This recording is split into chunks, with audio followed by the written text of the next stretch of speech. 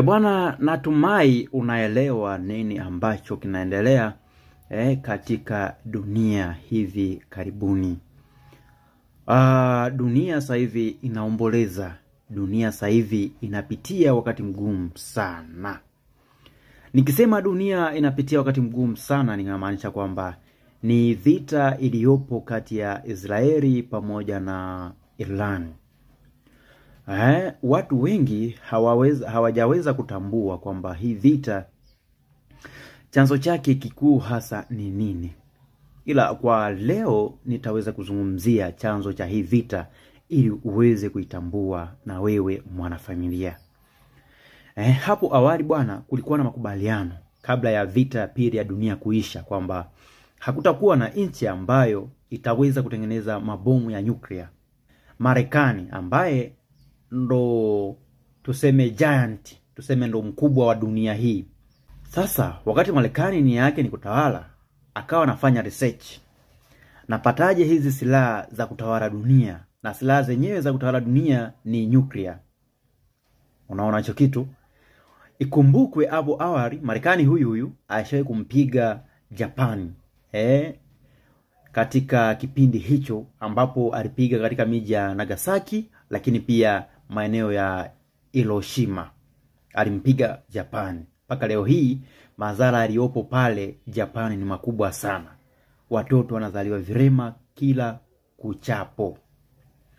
Sasa Marekani akagundua kwamba Iran ni nchi ambayo ina madini ya kutengenezea mabomu ya nyuklia. Marekani akaamua kuongea na Iran. Bana, hasa kwa vile wewe una madini hapa ya nyuklia, mimi nitafanyeje? Nitakuja hapa kwako, tatengeneza kiwanda, tatengeneza vinu vya kufuria hayo madini ya nyuklia. Basi Marekani kweli akaamua kujenga pale vinu vya kufuria vyuma vya kufuria nanilia nyuklia.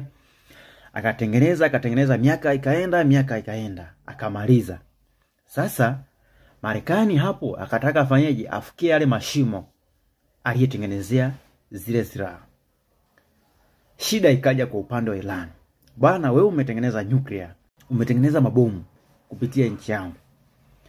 Tena leo hii unasema nifikie, alafu mimi hizo silaha nisiwe nazo. Je, ukija kunigeukia mimi, nitakuwa na nini cha kujirinda? Swali ikawa na kuwa ni jibu kwa upande wa Iran. Hapo Iran hawakukubali kwamba hapa bwana hatukuwa tayari kufikia haya mashimo. Nao Iran wakaanza kutengeneza mabomu ya nyuklia. Hasa Marekani akawaza kwamba kwa nini iwe hivi wakati mimi hapa nataka niwe mbabe wa dunia? Hasa Iran wakati anatengeneza yale mabomu, anatengeneza lakini pia anauza. Anauza kwa nchi yoyote yenye hela ambayo inaweza ikafika dau lake. Hicho kitu kwa upande wa Marekani kikawa ni kigumu. Marekani akawa hataki kabisa hicho kitu kukisikia. Yaani akawa hapendi na hataki. Basi hapo Marekani akaanza sasa kufanya vurugu ili aweze kufanyeje? Aweze kufanya mbinu yoyote tu aweze kufikia yale mashimo ya nyuklia kwa upande wa Iran. Akaamua kutafuta Israeli ambaye ni moja nchi ambazo zinapenda sana vita. Basi Marekani akapitia upande wa Israeli. Ndio maana mpaka sasa hivi tunachokiona ni vita ya Israeli pamoja na Iran. Lakini in real sense tukiangalia kwa undani zaidi, hii vita ni ya Marekani pamoja na Iran. Lakini shida inayokuja ni kwamba anayeumia ni mtu wa Israeli.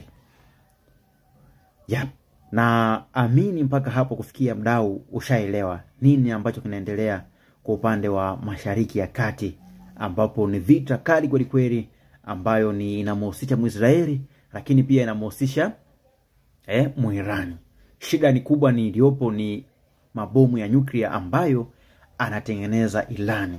Lakini sio kutengeneza tu, na bali anauza kwa nchi yoyote ile ambayo itakuwa na hela ya kuweza kununua hayo mabomu. Bila shaka ushapata ABC kutokana na vita ambayo inaendelea mpaka sasa.